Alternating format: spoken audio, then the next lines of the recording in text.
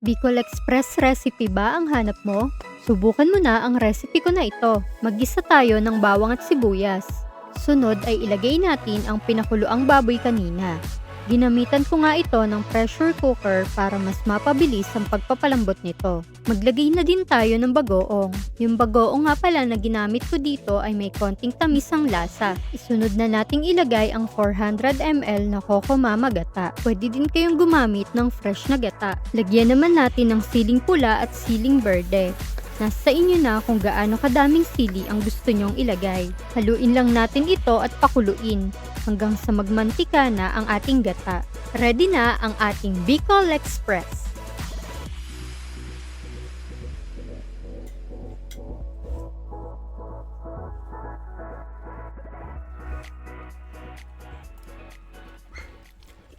Hmm, lasa.